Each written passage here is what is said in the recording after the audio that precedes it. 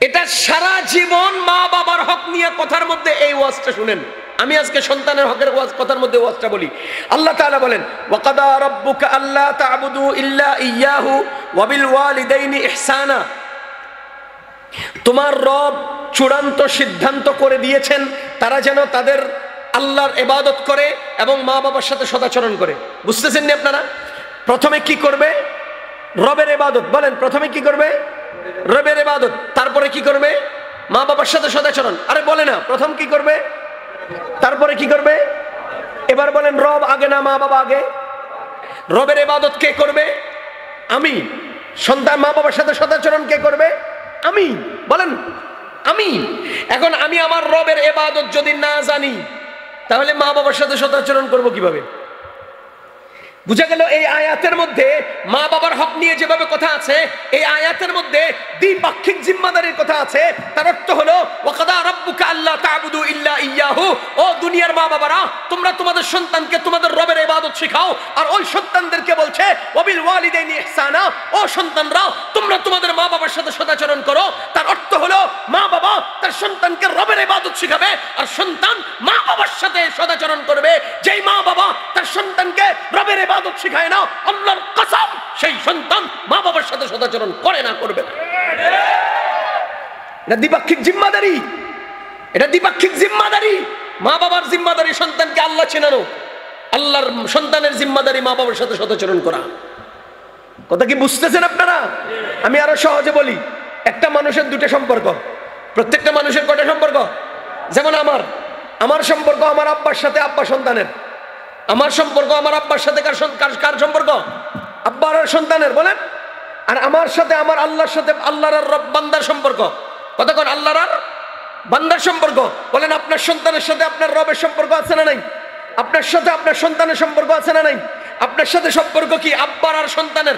আল্লাহর সাথে সম্পর্ক কি আল্লাহর আর বান্দার? এবার আমি জিজ্ঞেস করি, রোহের জগতে আব্বার সাথে সন্তানের সম্পর্ক ছিল না, কিন্তু আল্লাহর সাথে বান্দার সম্পর্ক ছিল।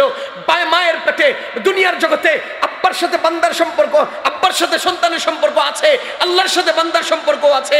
কবরের জগতে আল্লাহর সাথে বান্দার সম্পর্ক থাকবে, কিন্তু আব্বার সাথে সন্তানের সম্পর্ক থাকবে না। কিয়ামতের ময়দানে আল্লাহর সাথে বান্দার সম্পর্ক থাকবে, আব্বার সাথে বান্দার সন্তানের সম্পর্ক থাকবে না। জান্নাতে আল্লাহর সাথে বান্দার সম্পর্ক থাকবে, কিন্তু সন্তানের সাথে বাবার সম্পর্ক থাকবে না। বুঝা গেল মুসলমান, আল্লাহর সম্পর্ক বান্দার সাথে প্রাচীন এবং চিরস্থায়ী, আর আব্বার সাথে সন্তানের সম্পর্ক সন্তানের সাথে প্রাচীন নয়, কিছুদিন পরে থাকবে না। কথা কি বুঝতেছেন? এবার বলেন, আল্লাহর সাথে বান্দার সম্পর্ক অস্থায়ী না চিরস্থায়ী? কিছুদিনের না প্রাচীন? আর আব্বার সাথে সন্তানের কিছুদিনের অস্থায়ী সম্পর্ক। এখন আমার প্রশ্ন হলো, আপনি কি আপনার সন্তানকে এই অস্থায়ী সম্পর্কের পরিচয় শিখাবেন না চিরস্থায়ী সম্পর্কের পরিচয় শিখাবেন? আজকে আমরা আমার সন্তানকে নিজের সন্তান মনে করি, ধোঁকা খাই।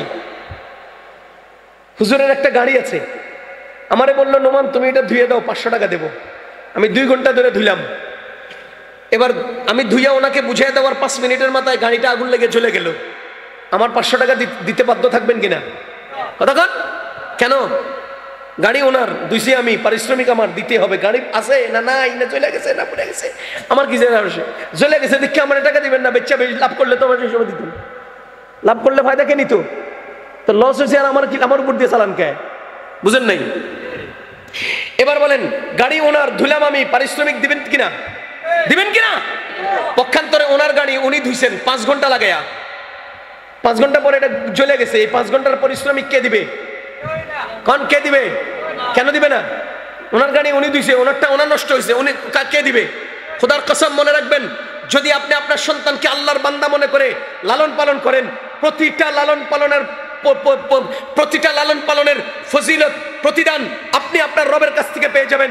কিন্তু যদি মনে করেন এই সন্তান যদি 5 বছর বয়সে পানিতে ডুবে মরে যায়, 7 বছর বয়সে অসুস্থ হয়ে মারা যায়, আরে 12 বছর বয়সে ট্রাকের নিচে পড়ে যে মারা যায়, তো আপনার সন্তান আপনি খাওয়াইছেন, আপনি লালন পালন করছেন, আপনারটা আপনার হাতে ধ্বংস হয়েছে, আপনারটা আপনার হাতে মরে গেছে, আপনি কার কাছ থেকে পারিশ্রমিক নেবেন? এজন্য মনে রাখবেন, সন্তানকে আপনার মনে করবেন না, সন্তানকে আল্লাহর বান্দা মনে করবেন। যা কতক্ষণ লালন পালন করবেন, যা কিছু খাওয়াবেন, যা সময় শ্রম দিবেন, সবকিছুর হিসাব কড়ায় গন্ডায় তার মালিকের কাছ থেকে বুঝে নেবেন। কথা কি বুঝতেছেন? এজন্য সন্তানকে আল্লাহ চিনাবো, বলেন সবাই বলেন, কয় না সন্তানকে আল্লাহ চিনাবো।